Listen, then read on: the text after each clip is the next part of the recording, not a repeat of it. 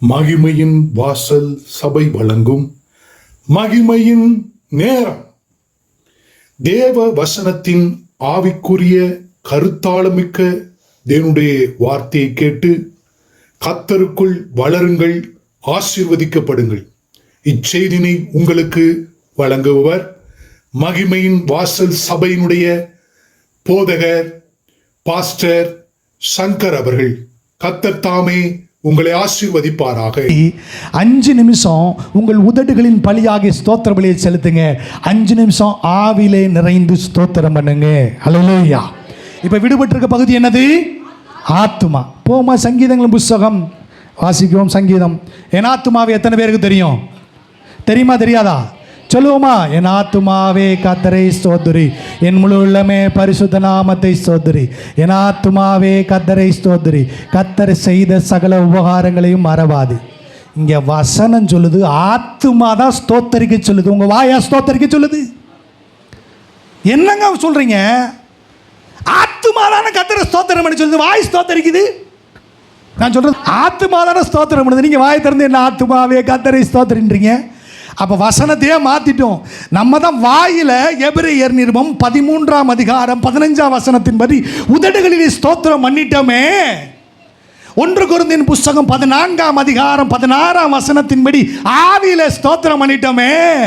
இப்போ சொல்லுது ஆத்துமாவே ஸ்தோத்திரின்னு சொன்னா, நீங்க என் ஆத்துமாவே கர்த்தரை, வாயில ஸ்தோத்திரம் பண்ணாதப்பா, ஆத்துமால ஸ்தோத்திரம் பண்ணு. என் ஆத்துமாவே வாயில ஸ்தோத்திரம் பண்ணாதப்பா, ஆத்துமால ஸ்தோத்திரம் பண்ணு. என் ஆத்துவே வாயில ஸ்தோத்திரம் பண்ணாதப்பா, ஆத்துமால ஸ்தோத்திரம் பண்ணு. இப்போ நீங்க எப்படி பாஸ்டர் ஸ்தோத்தரிக்கிறது? ஆத்துமால எப்படி ஸ்தோத்திரம் பண்றது? It is a challenge. இதுதான் சேலஞ்ச். நீங்கள் அந்நிய பாஷையிலே கர்த்தரை ஸ்தோத்தரிப்பீர்கள், வெரி ஈஸி. 1000 ஸ்தோத்திரம் உதடுகளால் பண்ணுவீர்கள், வெரி ஈஸி. ஆனால் உங்கள் ஆத்துமாவில் இருக்கிற உணர்வோடு, தேவ சித்தத்தோடு, அறிவோடு, மனசாட்சியோடு, அந்த முழு ஆத்துமாவோடு கர்த்தரை ஆத்துமாவிலே ஸ்தோத்தரிப்பது என்பது சேலஞ்ச். அதை பண்ணுகிற மனிதன் மிகுந்த பலனுள்ளவன். ஹல்லேலூயா. எப்படிங்க ஆத்துமால ஸ்தோத்திரம் பண்ணுறது? ஆத்துமால ஸ்தோத்திரம் பண்ணால் சத்தம்னா வெளியே கேட்காது, அந்நிய பாஷை சத்தமும் கேட்காது, ஸ்தோத்திர சத்தமும் கேட்காது. உங்கள் ஆத்துமா கர்த்தரை ஸ்தோத்தரிக்கும். இந்த ஆத்துமா எங்கே இருக்குன்னு கேட்டிங்கன்னா, உங்கள் ஆவியோடு இணைந்து இருக்கிறது. சொல்லுவோம், இந்த ஆத்துமா ஆவியோடு இணைந்து இருக்கிறது. கிறிஸ்துவனுடைய வருகையின் பொழுது இல்லை நீங்கள் மறிச்சிங்கன்னா உங்கள் சரீரம் மட்டும் தான் அங்கே கிடக்கும், இந்த ஆவியும் ஆத்துமாவும் பிரிஞ்சு போகும். நல்லா புரிஞ்சுக்கிறீங்களா? அந்த உங்கள் நினைவுகளெல்லாம் உங்கள் கூட தான் வரும், உங்களுடைய உணர்வுகள்லாம் கூட வரத்தான் செய்யும், எல்லாம் வரும். நீங்கள் யாருன்னு தெரியும், உங்கள் சுற்றி இருக்கவங்க யாருன்னு தெரியும், உங்கள் பாஸ்ட் யாருன்னு தெரியும், உங்கள் பாஸ்டமாக யாருன்னு தெரியும், உங்கள் பிள்ளைகள் யார், எல்லாம் நீ செத்த எல்லாம் மறந்து நினைக்காதீங்க, எல்லாமே தெரியும். இந்த ஆத்துமா ஒரு ரெக்கார்டு பெட்டி மாணிக்க போன வாரம் சொன்னல, தேவதூதன் ரெக்கார்ட் பண்ணுறான்னு சொன்னேன் இல்லையா? இந்த ஆத்துமாவை ரெக்கார்ட் பண்ணுது, இந்த உத்தரங்கள் ரெக்கார்ட் பண்ணுது. ஓகே, இந்த ஆத்துமா கர்த்தரை ஸ்தோத்தரிக்கணும். ஆவி ஸ்தோத்திரம் பண்ணுதா? ரிக்கபா ராதா ரபா லபா நான் ஸ்தோத்திரம் பண்ணலாம், மேபி பக்காபா ராபா ஸ்தோத்திரம் பண்ணுறேன். வாயில் ஸ்தோத்திரம் பண்ண, ஆண்டவர் எனக்காக ஸ்தோத்திரம். என் ஆத்துமா ஸ்தோத்தரிக்கிறது தான் பெரிய விஷயம். அதெல்லாம் சித்தம், உணர்வுகள், மனசாட்சி, அப்புறம் அறிவு. சரிங்களா? இந்த அறிவு, இந்த 4மே இங்கே இருக்குது பாருங்கள். இந்த அறிவை, இந்த 3ல் இந்த அறிவு வளர்க்குறதுக்காக நம்ம பிள்ளைகளுக்கு செலவு பண்ணுற நேரம் எவ்வளவு? காலையில் 8 மணிலேருந்து நைட்டு 10 மணி வரைக்கும் இந்த அறிவு வளர்க்குறதுக்கு ஒரு புத்தகத்தை எடுத்து வச்சுக்கிறீங்க. எடுத்து வச்சுக்கிட்டு படி படி படி, நல்லது, படிக்கட்டும், கர்த்தருக்கு ஸ்தோத்திரம். அதில் இன்னொரு அறிவு இருக்குதே, தேவனை பற்றி அறிகிற அறிவு. அதில் ஏதாவது பிரயாசம் பண்ணுறீங்களா? அது ஒரு வசனம் போதும் போதும் போதும். சாப்பிடும்போது ஒரு வசனம் சொல்லு போதும், மிச்ச நேரம் நீ வா சொந்த அறிவை வளர்த்துக்கோப்பா. ஆத்துமா அறிவில்லாமல் இருப்பது நல்லதில்லைன்னா 2 அறிவு வேணும். உலக அறிவு கண்டிப்பாக வேணும், நல்லா படிக்கணும். அதே நேரத்தில் அதை காட்டிலும் தேவனை பற்றின அறிகிற அறிவிலே நாம் வளர வேண்டும். ஹல்லேலூயா. அதான் ஸ்ட்ராங். இப்போ ஆத்துமாவே சங்கீதம் 103க்கு போவோம். இந்த சங்கீதக்காரன் இருக்கான் பாருங்க, இவர் தாவீதை நான் சொல்லுவேன், ஒரு மேன் ஆஃப் காட், ஒரு தேவ மனிதன். தேவனோடு நடந்து அவர் கற்றுக்கொண்ட காரியங்களைத்தான் இன்றைக்கு தேவன் இந்த மகிமையின் வாசல் சபைக்கு தருகிறார். ஹல்லேலூயா. Thank you Lord. 103ஆம் சங்கீதத்துக்கு போவோம். எல்லாம் சொல்லுவோமாவா? என் ஆத்துமாவே கர்த்தரை ஸ்தோத்திரி, என் முழுமே அவருடைய பரிசுத்த நாமத்தை ஸ்தோத்திரி. என் ஆத்துமாவே கர்த்தரை ஸ்தோத்திரி, அவர் செய்த சகல உபகாரங்களையும். உங்கள் ஆத்துமா என்ன செய்யணும்? உங்கள் ஆத்துமா என்ன செய்யணும்? உங்கள் ஆத்துமா என்ன செய்யணும்?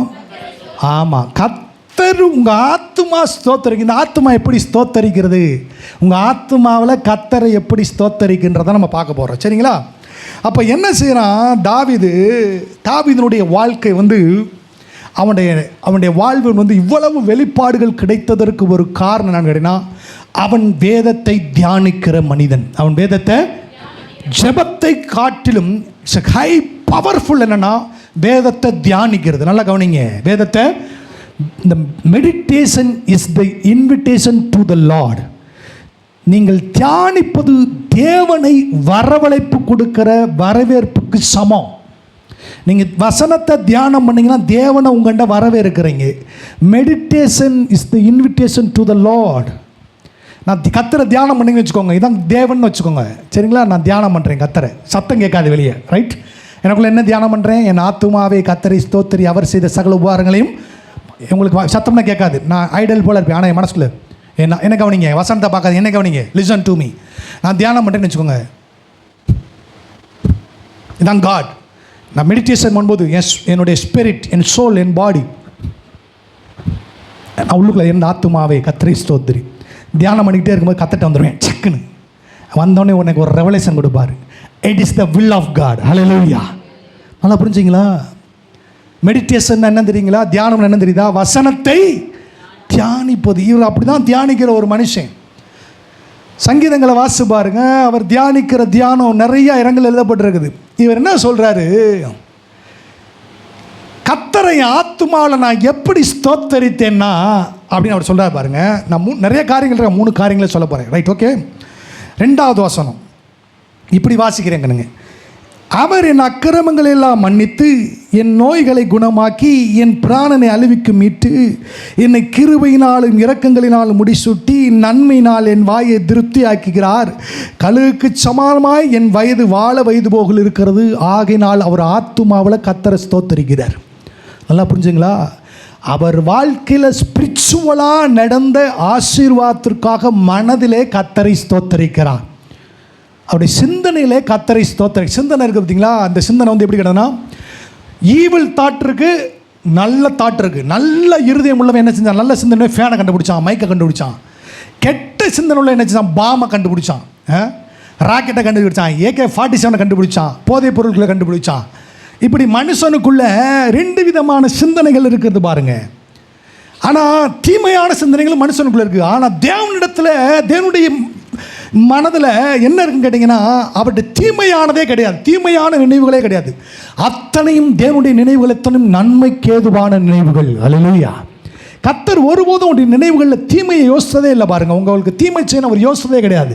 அவர் சொல்கிறார், உங்களை பற்றிய நினைவுகள் எப்பொழுதும் நன்மைக்கு ஏதுவானவர்களே அவர் சொல்கிறார். அவருடைய ஆத்துமா பற்றி, தேவனுடைய ஆத்துமா பற்றி வசனம் அப்படி சொல்லுது பாருங்கள். ஆனால் மனுஷனுடைய ஆத்துமா அப்படி இல்லை. அந்த ஆத்துமாவில் இருக்கிற உணர்வுகளும் அந்த ஆத்துமாவில் இருக்கிற சிந்தனைகளும் தேவனுக்கு முன்பாக உகந்ததாக இல்லை. அப்போது இந்த ஆத்துமாவை என்ன செய்யணும்னா, வாயை மூடிக்கிட்டு நீங்கள் ஒவ்வொரு நாளும் கண்களை மூடி காலையில் எழுந்திரிச்சு ஜெபம் பண்ணக்கூடாது. நல்லா நினச்சிங்க. வேதத்தை வாசிக்கணும். இதை நீங்கள் பயிற்சி செய்யணும், உங்கள் வாழ்க்கை வாசிக்கணும். வேதத்தை வாசிக்கணும். வேதத்தை வாசிட்டு முழங்கால் படிட்டு வாயேன்னு திறக்கக்கூடாது, கண்ணை மூடிட்டு நீங்கள் ரட்சிக்கப்பட்ட நாள்லேருந்து எத்தனை நன்மைகளை உங்களுக்கு ஆவிக்குரிய ரீதியில் செஞ்சுருக்காரோ அதை மனதில் ஒன்றொன்றாக எண்ணி மனதில் உங்கள் ஆத்துமாவில் ஏசப்பா ஸ்தோத்திரன்னு உங்கள் ஆத்துமாவில் சொல்லணும். அதான் ஆத்துமாவை கத்தரை ஸ்தோத்தரிப்பது. சபையில் முடிய போகும்போது ஆத்துமாவே கத்தரை ஸ்தோத்தரி, அது ஆத்துமா ஸ்தோத்தரிக்கல. ஒவ்வொன்றா நினைக்கணும், என்னை இப்படி ரட்சித்தீங்களே ஆண்டவரே, மனதில் நன்றி அப்படி சொல்லிக்கிட்டே இருங்க பாருங்கள். இந்த ஆத்துமா ஸ்பிரிட்டில் பவுண்டாக இருக்கிறனால உங்கள் ஆத்துமா அப்படியே தேவ பிரசன்னத்தில் மெழுக போல கரையும். ஹல்லேலூயா. அதான் நொறுங்குண்ட ஆவி ஆயிரும். நொறுங்குண்டதும் நறுங்குண்டதுமான ஆவியை கத்தர் புறக்கணியார். ஹல்லேலூயா.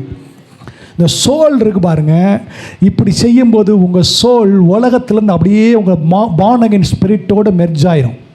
உங்களுக்குள்ளே இருக்க ஆத்மா உலகத்து பக்கமும் சாயும், மாமிசம் பக்கமும் சாயும், ஆவியானவர் பக்கமும் சாயும். சாய பண்ணுறது நீங்கள் தான். நல்லா புரிஞ்சுதா உங்களுக்கு? உங்கள் ஆத்மா எப்படினாலும் சாயும், சரீர பக்கம் சாயும். இந்த மெடிடேஷன் பண்ணீங்கன்னா உங்கள் ஆத்மா உலகத்திலிருந்து born-again இருக்கிற உங்கள் ஆவியின் பக்கம் சாயும். இந்த ஆவிக்குள்ளே நித்திய ஜீவன் இருக்கிறது. எல்லா காவலோடும் உன் இதயத்தை காத்துக்கொள், அவைகளிடத்திலிருந்த ஜீவன் உங்கள் ஆத்மா வழியாக புறப்பட்டு வரும். ஹல்லேலூயா. இப்போ ஆவி இருக்குது, நடுவில் ஆத்மா இருக்குது, அப்புறம் சரீரம் இருக்குது. பாருங்கள், இந்த ஆவியில் எல்லா பொட்டன்ஷியலும் இருக்குது. உயிர்த்தெழுந்த கிறிஸ்துவின் வல்லமை அங்கே இருக்கிறது. அந்த ஆத்துமா இருக்கு பாருங்க, இந்த ஆத்துமா தான் அந்த ஆவியோடு இணைகிறது இல்லை. அந்த இணைகிறதற்காகத்தான் நீங்கள் செய்ய வேண்டும். ஒவ்வொரு நாளும் இந்த ஆத்துமாவை தேவ சமூகத்தில் நன்றி உள்ள ஆத்துமாவாக நீங்கள் மாற்ற வேண்டும். அந்த ஆத்துமாவிட்டு சொல்லணும், எனக்கு தேவன் இந்த தேதியில் இதை யாருக்கும் தெரியணும் அவசியம் இல்லை. கர்த்தர் உங்கள் நினைவுகளை அறிவார். ஹல்லேலூயா. வேதம் சொல்லுகிறது அவர் சிந்தனைகளை அவர் அறிகிறவர். ஆமென். கலாக்கோ நீங்கள் அப்போ அந்த மனதில் எனக்கு நன்மை செஞ்சீங்க, வாயை திறக்க வேண்டாம், வாயை திறக்க வேண்டாம். கண்ணை மூடி முழங்கால் படிட்டு என்னை நீங்கள் ரட்சித்த நாளை நினைக்கணும். என்னைக்காவது நீங்கள் முழங்கால் படிட்டு வாயை திறக்காமல் தேவ சமூகத்தில் ரட்சிக்கப்பட்ட நாளை நினச்சி ஏசப்பா மக்கள் ஸ்தோத்திரம், என்னை அந்த பரிசுத்த ஆவியை விட்டு அதை நினச்சி ஆத்துமாவில் ஸ்தோத்திரம் பண்ணணும். எதில் பண்ணணும்? ஆத்துமாவில், உங்கள் எண்ணத்தில், உங்கள் சிந்தனையில் நீங்கள் நன்றி சொல்லிக்கிட்டே இருந்தீங்கன்னா பார்த்தீங்கன்னா உங்களால் நன்றி சொல்ல முடியவே முடியாது. ஆனால் என்ன பிரச்சனைனா, உங்கள் வாழ்க்கையில் நடந்து இப்படி ஆத்துமாவில் ஸ்தோத்திரம் பண்ணாதவங்க உங்கள் வாழ்க்கையில் செய்த அநேக நன்மைகளை மறந்துட்டு அதுக்கு நன்றி சொல்கிறது. இன்றைக்கி தான் அற்புதம் கிடைக்குமா, நாளைக்கு ஒரு அப்படி நன்றி இல்லாத ஒரு இருதயமாக மாறி போயிடுது பாருங்கள். ஆனால் இந்த ஆத்துமாவில் நன்றி சொல்கிற ஆத்துமா பரலோகத்துக்கு போயிடும். அல்லேலூயா. பரலோகத்துக்கு போயிருங்க. நான் சொல்லிச்சேன், வாயில் ஆத்துமா நன்றி சொல்லுதா எனக்கு தெரியல, அது பரலோக முகமானு. ஆவியில் நன்றி சொல்கிற ஆத்மாவும் ஆத்மாவில் நன்றி சொல்லுகிற மனிதனும் நிச்சயமாய் பரலோகத்துக்கு போவார்கள். ஏனென்றால் அவர்கள் உணர்வோடு இருப்பார்கள். அல்லேலூயா. அப்போ அவன் முதல்ல சொல்கிறான், ஆண்டவரே நீர் எனக்கு என் வாழ்வில் ஸ்பிரிச்சுவல் எக்ஸ்பீரியன்ஸ்க்காக நன்றி சொல்கிறான் பாருங்கள். நான் ரட்சிக்கப்பட்டேன், நான் மறுபடியும் பிறந்தேன். நான் சொல்கிறது புரியுது உங்களுக்கு? முழங்கால் படிட்டு கண்ணை மூடி அல்லது முழங்கால் படியிடாது நின்று கொண்டு கண்களை மூடி இந்தந்த நன்மைனா எனக்கு செஞ்சீங்கப்பா, மனதில் நன்றி ஆண்டவரே, நன்றி. உங்கள் சிந்தனை எங்கேயுமே சதராது. அப்படியே உங்கள் ஸ்பிரிட் ஆஃப் காட் உங்களுடைய born-again ஸ்பிரிட்டோட மெர்ஜாகும் பாருங்கள். அப்புறம் உங்களுக்குள்ளே இருந்து வருகிற அந்த ஆவியின் வெள்ளமை உள்ளதாக இருக்கும். ஹல்லேலூயா. அவன் முதல் தான் சொல்ல பாருங்கள், அவரை சொல்கிறான், அவன் வழிகள் எல்லாம் மோசைக்கும் தமது கிரிகளை சேர்க்க தெரிய பண்ணினார். கர்த்தர் உருக்கவும் நீடிய சாந்தம் மிகுந்து கிருபை உள்ளவர் அப்படின்னு சொல்லி அவனுடைய வாழ்வில் செய்த நன்மைகள் ஒவ்வொன்றாக நினைத்து தேவனுக்கு தன் ஆத்துமாவிலே நன்றி சொல்ல. என்ன சொல்ல? ஆத்துமாவே, சத்தமாக சொல்ல, ஆத்துமாவே நன்றி சொல்லு. ஆனால் வாயில் கூட சொல்லலாம். ஏன்னா சொல்லலாம்னா கத்த சொல்ல, வாயினால் ஸ்தோத்திரம்னா இருதயம் தூரமாக இருக்குன்றவர். ஆனால் உங்கள் ஆத்துமாவில் ஸ்தோத்திரம் பண்ணிங்கன்னா உங்கள் ஆத்துமா உங்கள் இருதயம் பக்கம் திரும்பும். ஹல்லேலூயா. நல்லா புரிஞ்சுக்கலாம் உங்களுக்கு. நீங்கள் இருதய உணர்வு இல்லாமல் கூட ஸ்தோத்திரம் நீங்கள் சொல்லலாம், பிரைஸ் லார்டுன்னு சொல்லலாம். ஆனால் உங்கள் இருதயம் பிரைஸ் லார்டுன்னு சொல்லும்போது பிரைஸ் லார்டு சொல்கிறவரோட கூட இணையாமல் இருக்கலாம். ஆமாம், இந்த ஆளை பற்றி தெரியாதாம்மா, இந்த ஆளை பற்றி தெரியாது, இருதயம் இணையாது. ஆனால் உள்ளத்தில் நன்றி உள்ளவர்களாக இருப்பீர்கள், ஆனால் நீங்கள் ஆசீர்வதிக்கப்பட்டிருப்பீர்கள். ஹல்லேலூயா. ஆமென். நான் ஜெபத்தில் இருக்கும்போது பாருங்கள், வாயை திறக்க மாட்டேன், பட் எனக்கு நன்மை செய்த எல்லாரையும் நினைத்து அவங்களுக்காக என் ஆத்துமாவில் நன்றி சொல்லுவேன். ஹல்லேலூயா. நான் செய்கிறவன், நான் எல்லாருக்காக நன்றி சொல்லுவேன். அன்று இந்த உதவி அவங்க எனக்கு செஞ்சாங்க. ஆத்துமா வெளியே தெரியாது, தேவன் அறிவார், என்னுடைய தூதன் அதை எழுதுகிறான். ஹல்லேலூயா. நீங்கள் செத்த பிறகு இல்லை கர்த்தர் வந்த பிறகு நீங்கள் போய் சங்கர் பாஸ்டருடைய ஜெப வேலையை நீங்கள் திறந்து பார்த்தீங்கன்னா உங்கள் பேரும் அதில் எழுதப்பட்டிருக்கும். ஹல்லேலூயா. உங்களுக்கு நன்றி இருக்கோ இல்லையோ எனக்கு தெரியாது, நான் நன்றியாக இருக்கிறேன். ஆமென். உங்கள்கிட்ட ஒரு கலசம் தண்ணீர் வாங்கியிருந்தாலும் அதை நினைத்து நான் தேவ சமூகத்தில் நன்றி சொல்லியிருக்கிறேன். ஹல்லேலூயா. இவங்க இதை செஞ்சாங்க, ஏசப்பா நன்றி. ஆத்மாவில் என் தூதன் அதை எழுதுவான். நான் வாங்க நீங்கள் பரலோகத்துக்கு வாங்க, நிச்சயம் சொல்கிறேன். அவங்க என்ன பாஸ்டர் இதை நான் நினச்சி நன்றி சொல்ல ஒரு பைத்தியமா? இல்லை, நான் உணர்வோடு இருக்க அழைக்கப்படுகிறேன். ஹல்லேலூயா. நீங்கள் ஒரு கிளாஸ் டீ கொடுத்துருந்தா கூட அதை நினச்சி நன்றி சொல்லுகிறேன். ஆமென். ஏன் தெரியுமா? நான் ஸ்தோத்திரம் பண்ண எனக்கும் கிருபை பெருகும், உங்களுக்கும் கிருபை பெருகும். ஹல்லேலூயா. அதை தான் நன்றி சொல்லுகிறேன். கர்த்தர் நல்ல பேர். ஆமென். ஆனால் ஒரு சில தேவ பிள்ளைகள் இயற்கைக்கு அப்பாற்பட்ட இதில் தேவனுடைய வார்த்தைகளையும் தேவனுடைய அற்புதங்களையும் பெற்றுக்கொண்டு வாட் நெக்ஸ்ட்னு போகிறாங்க. ஆண்டு சொல்ல, இல்லைப்பா, ஏற்கனவே பெற்றுக்கொண்டதுக்கு அவன் ஆத்துமாவில் நன்றி உள்ளவனாக இருக்கான் பாருன்னு. வாயில் நன்றி சொல்லணும். அவன் வாயை தூக்கி அவனுக்கு குப்பையில் போட்டு அவன் இருதயம் வாயோட ஒத்து இல்லை, அவன் ஆத்துமாவில் நன்றி உள்ளவனாக இருக்கானா அப்படின்னா அப்படிப்பட்ட ஆத்மா நிற்காது. அது வேற ஆத்துமா, அதான் பறந்து போகிற ஆத்துமா. Right, okay. அப்போ அவன் தாவீது என்ன சொல்கிறான் பாருங்கள் 103ஆம் சங்கீதத்தில். அப்போ எல்லா தேவ பிள்ளைகளும் ஆத்துமாவில் நன்றி சொல்லணும். சின்ன பிள்ளைகளும் ஆத்துமா நன்றி சொல்லணும். உங்கள் வாழ்க்கையில் அற்புதமே நடக்கலையா, நீங்கள் போய் பாருங்கள். உங்களுக்கு இருக்கிற ஆசீர்வாதம் குட்டி பிள்ளைகளுக்கு இருக்கிற ஆசீர்வாதம் பெரியது. ஆமே. ஒரு சில பிள்ளைகளுக்கு படிக்கிறதுக்கு வழி இல்லை, சாப்பிட்றதுக்கு வழி இல்லை, உடுத்துறதுக்கு வழி இல்லை, எத்தனையோ நன்மை இல்லாத இருக்கிறாங்க. உங்களுக்கு ஏசப்பா மகிமையாக வைத்திருக்கிறார். ஹல்லேலூயா. அது ஆத்மாவில் நன்றி சொல்லணும். முழங்கால் படிட்டு அப்பா ஏசப்பா இத்தனை நாச்சு மனதில் நன்றி சொல்லணும். ஆத்மா உணர்வடையும். ஆமே. இந்த சிந்தனையிலே நீங்கள் நன்றி சொல்ல வேண்டும். அப்போ முதல் காரியத்தை அவர் சொல்லுகிறத பார்க்குறீங்க. ரெண்டாவது பாருங்கள், அவர் ரெண்டாவது என்ன சொல்கிறார்னா, இந்த 103 கடைசி வாசிப்போம். இது 103:22. கர்த்தர் ஆளுகிற எவ்விடத்திலும் உள்ள அவருடைய சகல கிரியைகளையும் அவரை ஸ்தோத்திரிங்கள் என் ஆத்துமாவே. அவன் சொல்ற என் ஆத்துமா ஸ்தோத்திரின்றான். வாய் ஸ்தோத்திரின்னு சொல்கிறாரா, ஆவி ஸ்தோத்திரின்னு சொல்ல ஆத்மா பாருங்க. கர்த்தருடைய அந்த தேவன் எனக்கு ஸ்பிரிச்சுவலாக செய்த நன்மைகள், ஸ்பிரிச்சுவல் பெனிஃபிட்ஸ் தான் ரொம்ப முக்கியம். ஃபிசிக்கல் பெனிஃபிட்ஸ் வந்து வரும் போகும். பட் ஸ்பிரிச்சுவலி நீங்கள் பிளஸ்ஸட்னா, ஸ்பிரிச்சுவலி யூ ஆர் ஸ்ட்ராங்னா, வசனத்தில் நீங்கள் வளர்ந்திருப்பீர்களானால் அதுவே ஆசீர்வாதம் உள்ளது. ஹல்லேலூயா. ஆமென். அப்போ பாருங்க, அவர் ஸ்பிரிச்சுவலாக நீங்கள் பெற்றுக்கொண்ட பெனிஃபிட்ஸ், உங்கள் பாவங்களை மன்னித்தார். இதெல்லாம் நீங்கள் சொல்கிறதுனால வராதுங்க. உங்கள் ஆத்துமாவில் கர்த்தர் உங்களுக்கு செய்த ஆவிக்குரிய நன்மைகளை நினைச்சு உங்கள் வாழ்க்கை எப்படின்னா இருந்துச்சு, எப்படின்னா ஆவிக்குரிய ரீதியாக மாற்றினான்றதை ஆத்துமாவில் நினைச்சு ஸ்தோத்திரம் பண்ணி பாருங்க. நீங்கள் முழங்காலை விட்டு எந்திரிக்கும் பொழுது ஒரு புதிய பலத்தோடு எந்திரிப்பீர்கள். ஹல்லேலூயா. அவன் அதை செஞ்சான். ரெண்டாவது ஒரு காரியத்தை நான் சொல்லுகிறேன் பாருங்க. அவன் ரெண்டாவது காரியம் பாருங்க. தேவனுடைய வல்லமையை நினைத்து ஆத்துமாவில் ஸ்தோத்திரம் பண்ணுறான். 104ஆம் சங்கீதம் முதல் வசனத்தை வாசிப்போமா. என் ஆத்துமாவே கர்த்தரை ஆத்மா தானே ஸ்தோத்தரிக்க சொல்லுது, உங்கள் வாய் இல்லை. இப்போ ஆத்மா சொல்லுது. எதுக்காக ஸ்தோத்தரிக்கிறான் மறுபடினா, அவருடைய மகத்துவங்களை நினைத்து அவன் ஆத்மா ஸ்தோத்தரிக்க. அதுக்காக ஸ்தோத்திரம் பண்ணிக்கிங்களா? அதுவும் பேரளவு தான். ஆராதனை, நம்ம சபையில் ஆராதனை எப்படி நடக்குதுன்னு நினைக்கிறீங்க? ஆராதனை என்னென்னு கற்றுக்கணும். என்ன நடக்குதுன்னு நினைக்கிறீங்க?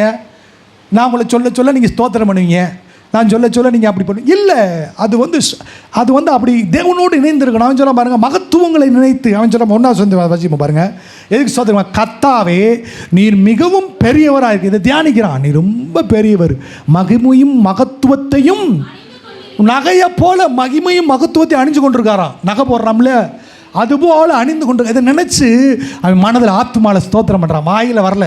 தாவீதை நீங்கள் தாவீதை போய் இப்போ பரலோகத்தை அமைதியாக நின்றுட்டு வேணா, நான் அமைதியாக இருக்கேன், நான் அமைதியாக இருக்கல, என் ஆத்துமா கர்த்தரை ஸ்தோத்தரிக்கிறது. ஹல்லேலூயா. என்ன மனுஷன் பாருங்க, தேவ மனிதர்கள். இட்ஸ் புதிய ஏற்பாட்டில் இருக்கா? புதிய ஏற்பாட்டில் இருக்குது. புதிய ஏற்பாட்டிலையும் ஆத்துமாவை ஸ்தோத்தரிக்கிறது இருக்கிறது. நான் காண்பிக்க முடியும். என்ன நல்லா கவனிங்க. ஆத்துமாவை ஸ்தோத்தரிக்கணும்னு சொல்லி பவுல் எழுதுறாரு, சபைக்கு எழுதுறாரு. Right, okay. ஆனால் இன்றைக்கி என்ன ஆகி போச்சு? அதனால் விடுங்கங்க. நோ, நாம் வந்து என்ன தான் டெக்னாலஜி மாறினாலும் நம்முடைய தேவன் பெரியவராக இருக்கிறார். ஹல்லேலூயா. அவர் சொல்கிறார், என்ன மாறினாலும் சரிதான்ப்பா, நீ ஃபோனை வச்சுக்கோ, ஆப்பிள் ஃபோனை வச்சுக்கோ, லேப்டாப் என்ன வச்சுக்கோ, ஆனால் ஆத்மா கர்த்தரை ஸ்தோத்தரிக்கட்டும். ஹல்லேலூயா. என்ன டெக்னாலஜி மாட்டோம், என்னமோ சவுண்டை கிழிச்சிட்டு போகிற ஃப்ளைட்டில் நீங்கள் போனால் கூட கற்றுக்கிட்டோம், ஆத்மா கர்த்தரை ஸ்தோத்தரிக்கட்டும். ஹல்லேலூயா. அவன் சொல்ல பாருங்க, ஒளியை வஸ்திரமாக தரித்து வானங்களை திரையை போல் வஸ்திரத்தை ஒளிய வஸ்திரமாக தரித்திருக்கிறாரா. நீங்கள் பருத்தி ஆடையில் தரித்து இதை யோசித்து இதை தியானித்து, இதெல்லாம் அவனுக்கு தியானத்தில் பரிசுத்த ஆவியானவர் கொடுத்த வெளிப்பாடு. அவன் தேவனை பார்த்தானா? அவன் சொல்கிறான், தேவனுடைய சந்தைக்குள்ளே கூட போக முடியாது, பிரகாரங்களில் வெளியே தங்கியிருக்கேன்றான். ஆண்டவரே, உம்முடைய ஆலயத்தின் பிரகாரங்களில் தங்கியிருப்பதே விரும்புகிறேன். இவன் தேவாலயத்துக்குள்ளே கூட தாவீது ராஜா போக முடியாது. அவன் சொல்கிறான், அப்படிப்பட்டவன் தேவனை தியானிச்சான், தேவன் அவனுக்கு வெளிப்படுத்த. நான் யாரும் தெரியுமா? மகத்துவத்தையும் மகிமையும் அணிந்து கொண்டிருக்கிறேன்றாரு. உங்களுக்கு மகிமை இருக்குதா? இருக்கா இல்லையா? உங்கள் மகிமையை இந்த பிரசங்கம் கேட்குறீங்களே, இந்த பிரசங்கத்தை மறுபடியும் உங்கள் ஆத்துமாவில் சிந்தித்து ஆத்துமாவில் கர்த்தரை ஸ்தோத்தரிக்கிறீங்களா? அப்படி ஸ்தோத்தரிப்பீர்களா நீங்கள் ஆசீர்வதிக்கப்பட்டவர்கள். அதான் நல்ல நிலம். பாருங்க, இவனுக்கு கர்த்தர் வெளிப்பாடை கொடுக்கிறார். நான் எப்படி இருக்கிறேன் என்பது தேவன் அவனுக்கு சொல்லுகிறார். நான் மகத்துவத்தையும் மகிமையும் ஒரு நகையை போல அணிஞ்சு கொண்டிருக்காராம். அப்புறம் என்ன செய்யறாரு? ஒளியை வஸ்திரமாக, நம்ம பருத்தி ஆடையை நினைக்கிறோம், பாலிஸ்டரை போடுறோம். தேவன் ஒளிய வஸ்திரமா இதை நினைச்சு அதனுக்கு அந்த தியானிச்சு கர்த்தரை ஆத்துமாவில் ஸ்தோத்திரம் பண்ணுறான். அப்படி கண்ணை மூடிட்டு பாருங்க. நான் ஸ்தோத்திரம் பண்ணுறேன், வெளியே கேட்காது, ஆனால் நான் ஸ்தோத்திரம் பண்ணுறேன் கண்ணை மூடிட்டு. வா, நிச்சயமாக சொல்கிறேன், நிறைய பேரால் முடியாது. நிறைய பேரால் நினச்சாது உங்கள் ஆத்துமா கத்தரை ஸ்தோத்தரிக்க முடியாது. ஏனென்றால் உங்கள் மனது வேறொன்றில் பழகி இருக்கிறது. உங்கள் ஆத்துமா தியானத்துக்கு அடிபணியில் வேறொரு சிந்தையில் பழகி இருக்குது. இந்த ஆத்துமாவை கத்தரை ஸ்தோத்தரிக்க பண்ண உங்கள் ஆத்துமாவை நீங்கள் பழக்க வேண்டும், தியானத்துக்கு பழக்கணும். ஹல்லேலூயா. சரி, அப்போ அவனை சொன்னால் இதெல்லாம் பார்த்தீங்கன்னா தேவனுடைய மகத்துவங்களை சொல்லலாம். இப்போ பாருங்கள், நான் தேவனுடைய ஆசீர்வாதத்தை அப்போ தேவனை பற்றி நினைச்சு கத்தரை ஸ்தோத்திரம். மூன்றாவது ஒரு காரியத்தை, தேவனுடைய சிருஷ்டிப்பை நினைத்து அவன் கத்தரை ஸ்தோத்தரிக்கிறான். எத்தனை பேர் திமிங்கலம் பார்த்துருக்கீங்க? பார்த்துருக்கீங்களா? பார்க்கலையா? டிவியிலனாவது பார்த்துருக்கீங்களா திமிங்கலத்தை? டிவிக்கு ஸ்தோத்திரம். டிவி மூலமாக திமிங்கலம் பார்த்துருக்கோம். கத்தருக்கு ஸ்தோத்திரம். சரி, பார்க்கலாம். பாருங்கள், இவன் இருந்த காலத்தில் டிவினா இல்லை. இவர் இருந்த காலத்தில் தாவீது இருந்த காலத்தில் டிவி இருந்துச்சா? பாருங்கள், அவன் தியானிக்கிற மாதிரி கர்த்தருடைய சிருஷ்டிப்பு. என்னைக்காவது வெளியே போய் நான் தியானம் பண்ணியிருக்கேன், நிலாவை பார்த்துருக்கேன். எங்கள் வீட்டில் ஃபேன் ஓடிக்கிட்டு இருந்துச்சு. ஒரு நாள் திடீர்னு ஃபேனு கலந்து கீழே விழுந்துருச்சுங்க. உண்மை தான் சொல்கிறேன், அருந்து கீழே விழுந்துருச்சு. அருந்து விழுந்த பிறகு தான் நான் ஸ்தோத்திரம் பண்ணேன். ஆண்டவரே ஸ்தோத்திரம், இந்த ஃபேன் எங்கள் மேலே விழாமல் இருந்ததே நன்றி. நம்ம அப்படிப்பட்ட ஆள் தானே? என்னங்க, நன்மை நடந்தால் தான் நன்றி சொல்லுவோம், அப்படி தானே? அதே ஆளை ஒரு நாள் வெளியே போனேன், நிலாவை பார்த்தேன். என்னடா இது, நட்டும் இல்லை போல்டும் இல்லை, மேலே தொங்குது. ஒரு நாள் கூட என் தலையில் விழுகுன்ற பயமும் எனக்கு இல்லை. இதுக்காக நான் ஒரு நாளும் ஸ்தோத்திரம் பண்ணதில்லை. கவனிச்சிங்களா? கவனிச்சு இப்படின்னா தியானம் பண்ண போகிறீங்க. பேங்கில் எவ்வளோ பணம் இருக்குது, என்ன செய்யலாம், நாளைக்கு வருமானத்துக்கு என்ன பண்ணலாம், இதை முடித்த உடனே பிரியாணியா சிக்கனா மட்டனா, இதுதான் தியானம். உங்கள் தியானம் பண்ணியிருக்கீங்களா? நிலாவை பார்த்து என்னைக்கா தியானம் பண்ணியிருக்கீங்களா? பார்த்தேன் ஒரு நாள் ஏதோ வெளியே போகும்போது, என்னைக்காவது இந்த நிலா என் தலையில் விழுகாமல் இருக்குதுன்னு பார்த்துக்க. ஒரு போல்டு இல்லை, நட்டு இல்லை. அதான் கீழே வாசி பாருங்க, 104:5. பூமி ஒருபொழுதும் நிலை பெயராதபடி அதன் ஆதாரங்கள் மலதை. நீங்கள் நிற்கிற பூமி அஸ்திபாரம் போடப்படலை, குழியை தோண்டி அஸ்திபாரம் போட்டிருக்காரு. அந்தர வெளியில் தொங்குதுங்க, அப்படியே தொங்கிட்டு இருக்கு. இதை நினச்சி பார்த்து ஆத்துமால ஸ்தோத்தரிக்க. இந்த அந்தரங்க பூமியில் நிலையற்ற பூமியின் மேலே நின்றுக்கிட்டு இந்த பூமியில் நிலை நிற்கிறதுக்கு நான் என்னென்ன வேலை செய்கிறேன், என்னங்க சொல்கிறீங்க? நிலையான பரலோகத்துக்கு போகிறதுக்கு வேலை செய்கிறீங்க. நிலையற்ற உலகத்தில் நிலையாக வாழ்கிறதுக்கு என்ன செய்கிறது, நிலையான வருமானத்துக்கு என்ன செய்கிறது, நிலையான வீட்டுக்கு என்ன செய்கிறது, அப்படியே பல பல திட்டங்களை மனதில் அப்படியே போட்டு இவன் சொல்கிறான், டேய் இந்த பூமியை நீ தொங்கிட்டு இருக்க அந்தரங்கத்தில், அதை தொங்க பண்ணினவர் கர்த்தர். 1 மணி நேரத்துக்கு 2000 கிலோமீட்டர் ஸ்பீடில் அந்த பூமி சுற்றுது. எத்தனை கிலோமீட்டர் ஸ்பீடில் சுற்றுது? இந்த 2000 கிலோமீட்டர் ஸ்பீடில் சுற்றுற பூமியை சக்குன்னு நிப்பாட்டினீங்கன்னா கடலில் இருக்க தண்ணிலாம் வெளியே வந்துடும், எல்லாம் கிளாப்ஸ் ஆயிரும். ஆனால் அதையே யோசுவாவின் காலத்தில் கர்த்தர் நிறுத்தினார். அல்லேலூயா. நீங்கள் நினைக்கிற மாதிரி கர்த்தர் என்னமோ போச்சோ என்னுடைய பையில் இருக்க கர்ச்சீப் கிடையாதுங்க, அவர் மகா பெரியவர். அல்லேலூயா. நீங்கள் இப்போ வசனத்தின் மூலமாக தேவனை அறிஞ்சு கொள்ளலாம். பரலோகத்துக்கு போனீங்கன்னா கர்த்தர் சொல்லுவோம், வாழ்நாட்கள்லாம் வீணாக்கிட்ட வசனத்தில் தான் என்னை பற்றி எழுதியிருந்தேனே, இந்த பூலோகத்தையே நீ பரலோகம் போல வாழ்ந்திருக்கலாம். அல்லேலூயா. அவன் சொல்கிறான் பாருங்க, இந்த பூமி நிலை பெயராதபடி அப்படி 23 டிகிரி இருக்குது. அப்படி நிலை பெயராதபடி அதன் ஆதாரங்கள் மேலே இது ஸ்தாபித்தார். ரோமரில் சொல்கிறாரு, எபிரேயரில் சொல்கிறார், அந்த ஆதாரம் அவருடைய வார்த்தையே. அல்லேலூயா. அந்த வார்த்தை தான் உங்கள் கையில் இருக்குது. அசையாதன்ட்டு போயிட்டாரு பூமியை. நீங்கள் பின்னால் கடலெல்லாம் பற்றி சொல்கிறாரு. பின்னால் இயற்கையை தியானித்து அவன் ஆத்மா கடல் முன்னாடி போய் நின்று அப்படி நிற்கிறான். என்னை கடல் முன்னாடி போய் நின்றீங்க. என்ன சொன்னாங்க வீட்டில் எல்லாரும்? சடம். கடலை பார்த்து கடலில் குளிக்காமல் நீ பிசாமல் நிற்கிறேன், நான் கடலை போனோன்னு பிரமிச்சு நிற்கிறேன். இவ்வளோ பொண்ணிய தண்ணி நிப்பாட்டிட்டீங்களா ஆண்டவரே? நான் தண்ணிக்குள்ளே விளையாடலை, குடும்பமே உள்ள போயிடுச்சு, உணர்வே கிடையாது அவங்களுக்கு. தண்ணிக்குள்ளே போய் நீந்த வேண்டாமா? நான் சொல்கிறேன், இன்ப இயேசுவின் நதியில் நீந்துகிறேன். அல்லேலூயா. ஆமென். அல்லேலூயா. நான் மறுபடியும் அதை தியானிச்சுக்கிட்டு இருக்கேன். நான் உட்காந்து கடலுக்குள்ளே போனதும் இல்லை, தேவனுடைய கரத்தின் கிரியை கண்டு என் ஆத்துமா கர்த்தரை ஸ்தோத்தரித்தது. அல்லேலூயா. நீங்கள் எவ்வளோ பெரிய இருக்கிறோம் அதில் போய் நான் மகிழ மாட்டேன், ஆனால் அதில் கர்த்தருடைய கரத்தை என் ஆத்துமா மகிழும். என்னுடைய ஆத்துமா ஸ்தோத்தரிக்காமல் மகிழாமல் இருக்கிற காரணம் தெரியுமா? உங்களுக்கு தட்டு நிறையா பிரியாணி இருந்தால் உங்கள் ஆத்துமா சந்தோஷமாக இருக்கும், பேங்க் நிறையா பணம் இருந்தால் கர்ம சோத்திரமாக இருக்கும். ஆனால் எனக்கு வேத வசனம் இருந்தால் தான் சந்தோஷமாக இருக்குன்னு சொன்னால் நீங்கள் நிச்சயமாக பரலோகம் போவீங்க. அல்லேலூயா. நான் சொல்கிறேன் பாருங்கள், பாருங்க, நல்லா கவனிங்க. பூமி, அந்த பூமியை பார்த்து சொல்கிறான், என் ஆத்துமாவே கர்த்தரை ஸ்தோத்தரி. ஏன்டா தாவீதை தோத்தரிக்கிற? உனக்கு தெரியாதா? நான் நிற்கிற பூமி அசையாமல் கர்த்தர் நிப்பாட்டி வச்சிருக்காரு. இதுக்கு நாவா கர்த்தரை ஸ்தோத்தரி? ஏய், எவ்வளோ பெரிய தேவனை நான் தொழுது கொண்டிருக்கிறேன், கர்த்தருக்கு ஸ்தோத்திரம், ஆமென். அப்படியா நீங்கள் ஸ்தோத்திரம் பண்ணுறீங்க? ஒரு 1000 தோத்திர பலி எடுங்க, அதில் எரிச்சல் உள்ள தேவனே ஸ்தோத்திரம். என்னது எரிச்சல் உள்ள தேவனே ஸ்தோத்திரம்? பைபிள் பழைய புதிய ஏற்பாட்டில் அவர் போட்டிருக்குது. அவர் வந்து அன்புள்ள தேவனாக இருக்கார். பழைய ஏற்பாட்டில் அவர் ஜட்ஜ்மெண்ட்டில் அப்படி இருந்தார், எரிச்சல் உள்ள தேவனை ஸ்தோத்திரம். அப்புறம் மோவா அமிலேக்கரை கொன்று போட்டு தேவனை ஸ்தோத்திரம். ஐயோ அப்பா, என்னடா தோத்திரம் பண்ணுறீங்க நீங்கள்? இல்லை, அதுக்கு சந்தோஷம். சில நல்ல தோத்திர பலிகள்லாம் இருக்குது, சில நல்ல தோத்திர பலிகளாக இல்லை. எபிரியன் அப்புறம் என்னென்னமோ அதுக்கு தான் தோத்திரம் பண்ணுங்க, கர்த்தருக்கு ஸ்தோத்திரம், ஹல்லேலூயா. பழைய ஏற்பாட்டில் இருக்கிற சில காரியங்களை நீங்கள் எடுத்து தோத்திரம் பண்ண முடியாது. சில நேரங்கள் அவர் ஜட்ஜ்மெண்ட்டில் இருந்தார். புதிய ஏற்பாட்டில் கர்த்தர் புல்லுவையிலே நியாயம் தீர்க்கப்பட்டார். இப்பொழுது அவர் அன்புள்ளவராக இருக்கிறார், ஹல்லேலூயா. பழைய ஏற்பாட்டில் ஒரு வேலை எரிச்சொல்ல வந்திருக்கிறான், புதிய ஏற்பாட்டில் அன்புள்ளவராக இருக்கிறார். நீங்கள் இப்போ வந்து எரிச்சுள்ள தேவனே உமக்கு ஸ்தோத்திரம், அமிலேக்கரை சங்கரித்தவரே உமக்கு ஸ்தோத்திரம். தெரியுப்பா, நானே சங்கரிக்கப்பட்டேன், நான் எங்கிட்ட அமிலேக்கனே சங்கரி. நோ நோ நோ, கர்த்தர் நீங்கள் உங்கள் வாயின் வார்த்தையில் மட்டுப்படுத்தக்கூடாது. சரி, இதுக்குள்ள நான் போக விரும்பலை. ஏன்னா நிறையா பேர் இங்கே தோத்திர பலிக்கு அடிமையாக இருக்கிறீர்கள். நல்லா தோத்திரம் பண்ணுங்க, தப்பு கிடையாது. தோத்திரம் பண்ணுறது நான் ஒன்றும் எதிராளி கிடையாது. சரியா, ஓகே. இவன் தோத்திரம் பண்ணுறான் இயற்கையை பார்த்து. என் ஆத்துமாவே உங்கள் ஆத்மா அதுக்காக ஸ்தோத்திரிக்குதா? எப்போ தோத்திரம் தெரியுமா? நாளைக்கு உங்களுக்கு ஒரு 25,000 கொடுக்கணும் ஒரு ஆளுக்கு. சரியா, 25,000 கொடுக்கணும். போய்கிட்டு இருக்கும்போது உங்கள் பேங்கில் 25,000 வந்துருச்சு. அல்லேலூயா, ஸ்தோத்திரம் வரும் பாருங்க. அம்மா அல்லேலூயா. அவன் அதை பற்றினா ஸ்தோத்திரம். ஏற்கனவே இருக்கிற இயற்கைக்காக கர்த்தரை ஸ்தோத்தரிக்கிறான், கையின் கிரியைக்காக. ஆமென். புரியுதா உங்களுக்கு? நம்ம இறுதி எப்படி இருக்கும் பார்த்தீங்களா? இந்த நம்மளுடைய இறுதி உலகத்தை சார்ந்ததாக இருக்கிறது. கத்த சொல்லி இது இப்போ இது வந்துட்டு சபையில் நினச்சிடறேன், அதெல்லாம் சொல்லுவேன் என் ஆத்மாவே கத்தரி. நான் சொன்னேன், என்னது என் ஆத்மாவே கத்தரை ஸ்தோத்தரியா? ஏன்பா, உன் ஆத்மா தான் கத்தரை ஸ்தோத்தரிக்கல. சரி, அப்புறம் என்ன கருத்து போவோம்? வசனம் திருப்போம். 104ஆம் சங்கீதம் எல்லாம் எடுக்கலாம், வசனத்தை எடுக்கலாம். 104:24. இது என் ஆத்மாவை கர்த்தரை ஸ்தோத்திரி தான். 104, 103 என் ஆத்மாவை கர்த்தரை ஸ்தோத்திரி. வீட்டில் போய் வாசிங்க.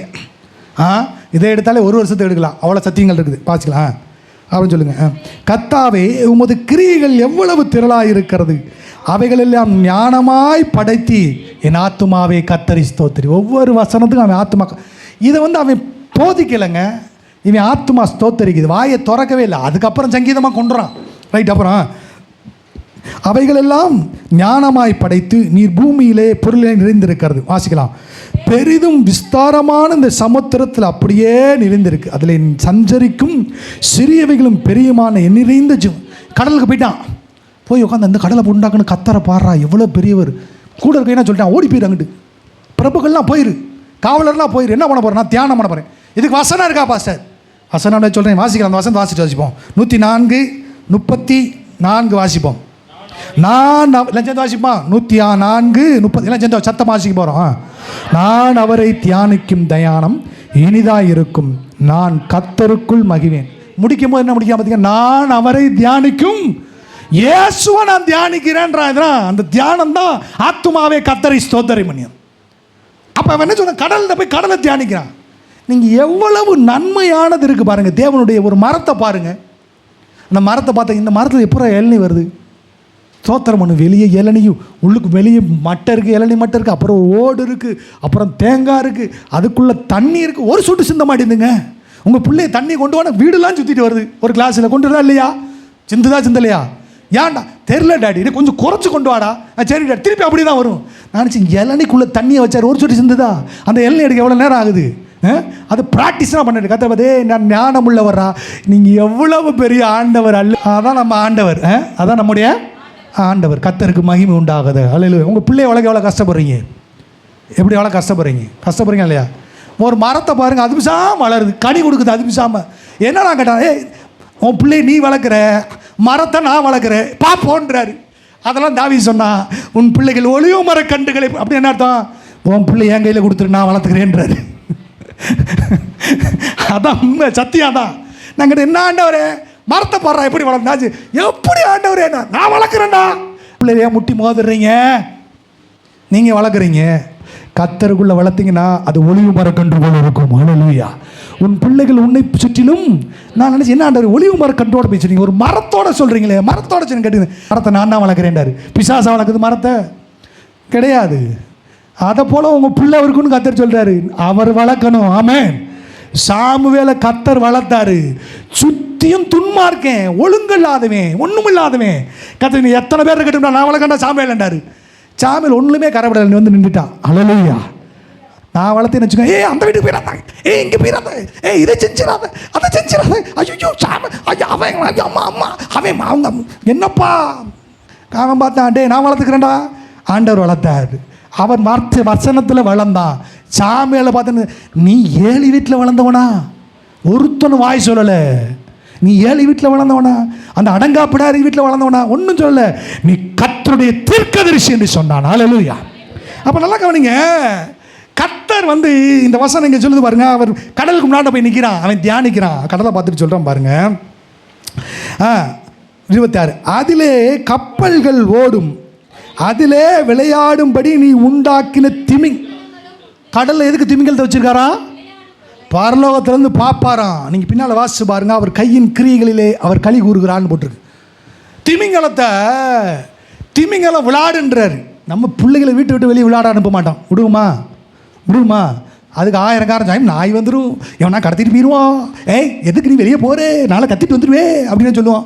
கத்த பார்த்தாரு. அவ்வளோ பெரிய கடலை வச்சு இம்முனி கொண்டு இல்லைங்க. திமிங்கலம் 30 யானைன்னு சொல்கிறாங்க. நான் பார்த்தது இல்லைங்க திமிங்கலத்தை. அவ்வளோ பெரிய திமிங்கலத்தை உண்டாக்கி எதுக்காண்டுறேன்? கடலை விளையாடட்டுண்டான்றாரு. நீங்கள் என்ன நினைக்கிறீங்க? திமிங்கலத்தை கர்த்தர் நடுக்கடலில் திமிங்கலம் விளையாடுவதற்காய் வைத்திருக்கிறார். ஹல்லேலூயா. ஆமாங்க, விளையாடுது கடல்ல. இதை பார்த்த உடனே இவ்வளோ பெரிய திமிங்கலம் விளையாடுது. மனதில் ஆத்துமாவே இவ்வளோ பெரிய திமிங்கலத்தை பார்த்தோன்னே இவன் விசுவாசம் பெருசாகிடுச்சு. இயற்கையை கர்த்தருடைய கரத்தை பாருங்க, உங்கள் விசுவாசம் பெருசாகும். ஹல்லேலூயா. அடுத்து சொல்கிறான் பாருங்க, ஏற்ற வேளையில் ஆகாரத்தை தருவீர் என்று அவைகளெல்லாம் உம்மை நோக்கி. காலையில் இருந்துச்சு, அம்மா சாப்பாடு இருப்பா, உனக்கு சாம்பார் வைக்கிறதா, வெண்டைக்காய் பொரியல் வைக்கிறதா, தோசை மாவு அரைக்கிறதா, என்ன செய்யுதுன்னு தெரியல. உடனே பிள்ளைய, என்னம்மா எப்போ பார்த்தாலும் தோசை போடுற, எப்போ பார்த்து இதுக்கு நம்மளுக்கு பிளான் போட்டே பெரிய பிரச்சனையாகி போயிடுது. ஹல்லேலூயா. சாப்பாடு கேட்டுச்சான். ஏற்ற வேளைகளே ஆகாரத்தை தருவீர் என்று அவைகளெல்லாம் உம்மை நோக்கி. நம்ம 2 தோசை பிள்ளைகளோட கஷ்டப்படுறோம். அது எத்தனை டன் சாப்பிடுன்னு நினைக்கிறீங்க? அப்படியே திரளான மீன் கூட்டம் வரும்போது அப்படி வாயை பிளக்கும் திமிங்கலம். எல்லாம் டன் கணக்காக மீன்கள் திமிங்கலத்துக்குள்ளே வாய்க்குள்ளே போயிடும். நம்மளுக்கு இருக்கிற வயிறு ஒரு ஜான் தாங்க, ஒரு ஜான் தான். இதை போஷிக்கிறதுக்கு இவ்வளோ பாடுபடுறீங்க. ஆண்டு சண்டை அன்றன்று உள்ள அப்பத்தை இன்று எனக்கு நான் சாப்பாடு கொடுப்பேங்க. அது கவலை இல்லை. சாப்பாடுக்கு என்ன பண்ணுறது, மதியம் சாப்பாடுக்கு என்ன பண்ணுறது, நைட்டு சாப்பாடுக்கு என்ன பண்ணுறது, ஓடணும்ல. அன்றண்டுள்ள ஆகாரத்து இன்று நம்முடைய எண்ணமே என்னென்னா சாப்பாடு, பணம். இதான் ஏன் சொல்கிறான், திமிங்கலத்தையே போஷித்தவர் ஏன்ட்ட கத்துற. அப்போ இந்த திமிங்கலை பாருங்கள், அவன் சொல்கிறான் பாருங்க. அடுத்த வருஷம் சொல்லு, நீர் கொடுக்க அவைகள் வாங்கி கொள்ளும், நீர் உம்முடைய கையை திறக்க அவைகள் நன்மையாள் திருப்தி. திமிங்கலத்தை இதை பார்த்த உடனே இவன் ஆத்மா கர்த்தரை ஸ்தோத்திரம் பண்ணுது பாருங்கள். அதனால தான் சொல்லிட்டு பாருங்கள், இந்த இவைகளெல்லாம் நீங்கள் வாசித்து பார்த்தீங்கன்னா இந்த ஆத்துமாவை ஸ்தோத்தரிக்கிறதுக்கு கர்த்தருடைய மகத்துவம் ஒன்று. முதலாவது, கர்த்தர் உங்கள் வாழ்க்கையில் செஞ்ச ஆவிக்குரிய நன்மைகள், சரீர பிரகாரமான நன்மைகள். இதுக்காக உங்கள் ஆத்துமா ஸ்தோத்தரிக்கணும். நான் சொல்கிறேன், தியானத்தில் பைபிளை வாசி முடிச்சுட்டு முழங்கால் போட்டோ அல்லது உங்கள் தோதை போல் இருந்துட்டு கண்ணை மூடி ஆத்துமாவை நினைக்கணும். உங்கள் வாழ்க்கையில் அற்புதங்களை மறந்து போயிடுறாங்க பாருங்கள் நிறைய பேர்.